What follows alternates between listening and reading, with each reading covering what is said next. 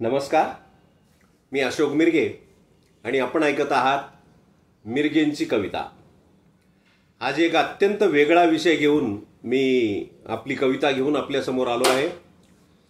आणि ही कविता म्हणजे सध्या साजरे होणारे विविध वाढदिवस आणि सेवापूर्ती सोहळा, तो एक नवीन निघालाय आता, सेवापूर्ती सोहळा। हे सेवापूर्ती सोहळा नेमकी काय भानगड आहे हे कळायलाच मार्ग नाही। मुळात त्याला सेवा म्हणावं का हेही कळायला मार्ग नाही। सरकारी नोकर पेन्शनच्या वेळी सेवापूर्ती सोहळा साजरा करतात।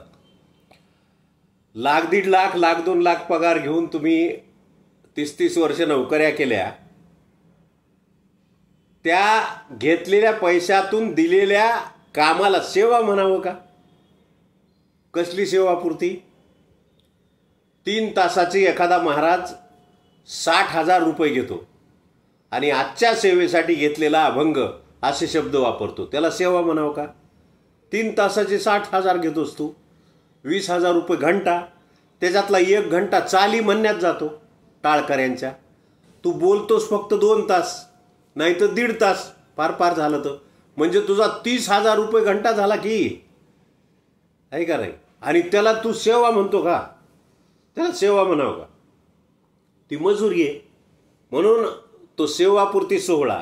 आणि दुसरं वाढदिवस। आता वाढदिवसावरच मी आज भाष्य केलंय की वाढदिवस कोणाचे साजरे करावे? ज्याचं अत्यंत मोठं कर्तृत्व आहे, जो व्यक्ती असामान्य आहे, त्याची जयंती किंवा वाढदिवस हयात असला तर साजरा करायला हरकत नाही, कारण त्याचं तेवढं योगदान असतं आणि म्हणून त्या आनंदाच्या भरात त्यानं ते साजरं करावं। अवघं तुमच्याजवळ माकुल पैसा असला म्हणजे बाकीच्याला बेजार करावं का तुमच्या वाढदिवसामुळं विनाकारण? आणि बेजार म्हणजे काय? चौकात पोस्टर लावायचे, खाली 10-5 टोळक्याचे फोटो द्यायचे, फटाके उडवायचे, काय हे वाढदिवसाचं स्तोम एवढं माजलेलं आहे की ज्यानं करायचं आहे त्यानं करायला हरकत नाही, म्हणजे ज्याचं कर्तृत्व आहे त्यानं करायला हरकत नाही। पण कोणी उठलं की वाढदिवस, असं नव्हतं। वाढदिवस साजरा कसा करावा याच विषयावर मी आज माझी कविता दैनिक दिव्य लोकप्रभानं प्रसिद्ध केलेली आहे आणि ती आज तुमच्यासमोर मांडणार आहे। वाढदिवसाबद्दल थोडं, कवितेचं नाव आहे वाढदिवसाबद्दल थोडं, ऐकूया। जन्मदिवसाचा दिन ग्राह्य धरावा की नाही, जन्मदिवसाचा दिन ग्राह्य धरावा की नाही, वाढदिवस साजरा कुणी करावा की नाही। माझ्या बालपणी जेव्हा वाढदिवस यायचा, माझ्या बालपणी जेव्हा वाढदिवस यायचा, आई करी औक्षवन गोड घासही खायचा। थोरा मोठ्यांना भेटून कधी पाया पडायचे, थोरा मोठ्यांना भेटून कधी पाया पडायचे, फक्त असेच प्रसंग जन्मदिनी घडायचे। शक्य झाले तर कधी बाबा कपडे घ्यायचे, शक्य झालं तर कधी बाबा कपडे घ्यायचे, देवदर्शन करून मित्रासोबत यायचे। नाही मोबाईल तेव्हा कुठे बोलणे व्हायचे, नाही मोबाईल तेव्हा कुठे बोलणे व्हायचे, कोण व्हॉट्सअपवर कुठे शुभेच्छा द्यायचे, काहीच नव्हतं त्यावेळेस।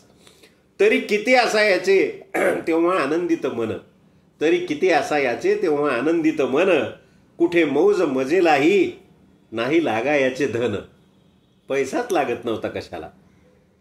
उत्साहाने भरलेला सारा दिवस जायचा, उत्साहाने भरलेला सारा दिवस जायचा, माझ्या बालपणी असा वाढदिवस व्हायचा। आता बदलला काळ आले मोठेपण अंगी, आता बदलला काळ आले मोठेपण अंगी, होतो सोहळा कुणाचा वाढदिवसाचा जंगी।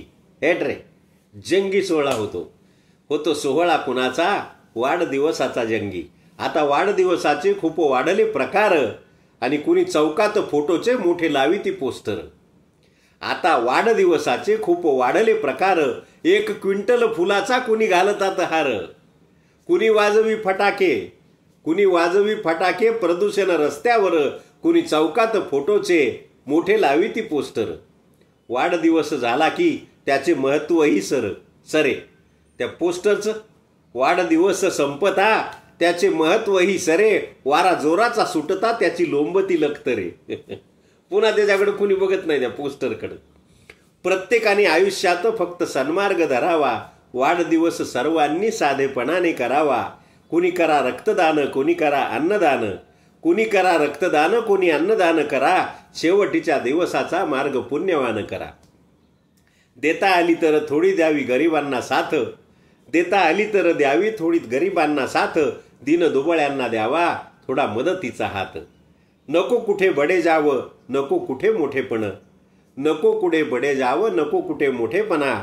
लाभो निरोगी आयुष्य देवा करावी याचना. हेच वागणे तुम्हाला अंती नेईल तारुण, हेच वागणे तुम्हाला अंती नेईल तारुण. जगा आनंदाने सारे द्वेष बाजूला सारून, जगा आनंदाने सारे द्वेष बाजूला सारून. म्हणूनच कवितेत माझी व्यक्त केली इच्छा, म्हणूनच कवितेत माझी व्यक्त केली इच्छा.